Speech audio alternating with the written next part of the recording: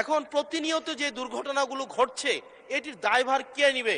ছোটবেলা থেকেই আমরা এই মহাসড়ক দিয়ে যাতায়াত করি এবং সারা বছর ব্যাপী এই রাস্তায় আমরা দেখি কেউ না কেউ মাপতেছে, কেউ একটু ইট আনতেছে, কেউ একটু বাইপা যাইতেছে, এবং আমরা সারা বছর একটা ফিল থাকে এই রাস্তার কাজ এই বুঝি এই মাসে হয়ে যাবে, ওই মাসে হয়ে যাবে। এবং এটা মোটামুটি আজকে আমার জীবদ্দশায় আমি 20 বছর ধরেই দেখে আসতেছি মাননীয় স্পিকার।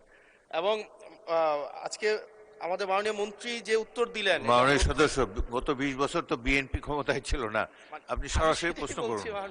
স্পিকার, এখন এমনি কুমিল্লা নিয়ে কিন্তু বিগত সরকারের একটা অ্যালার্জি ছিল, কুমিল্লা শুনলে একটা অ্যালার্জি, এবং এই সংসদেও কুমিল্লাকে কটাক্ষ করা হয়েছে মাল্টিপল টাইমস। এবং কুমিল্লা একটা স্বনির্ভর একটা উপজেলা শুধুমাত্র রেমিটেন্স যোদ্ধাদের কারণে, কারণ আমাদের মাইক্রো ইকোনমিটা ভালো, বিদেশে মানুষ থাকে মধ্যপ্রাচ্যে বিশেষ করে, এবং যেহেতু এখানে লিকুইডিটি ফ্লোটা ভালো, মাইক্রো ইকোনমিটা ভালো।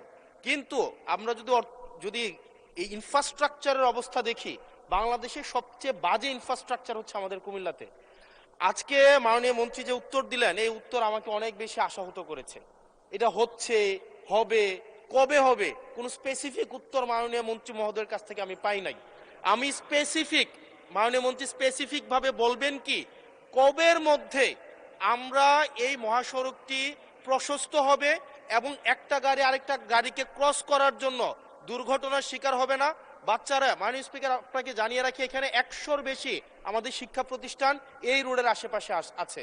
এখন প্রতিনিয়ত যে দুর্ঘটনাগুলো ঘটছে এটির দায়ভার কে নিবে? আমরা এই অঞ্চলটা, আমার এখানে 5টা এমপি আছে, আমি যেই রাস্তার কথা বলছি ওই রাস্তার 5টা এমপি আজকে এখানে বসা আছে। ধন্যবাদ। সবাই আমাদের এলাকার কাছে আমরা লজ্জিত।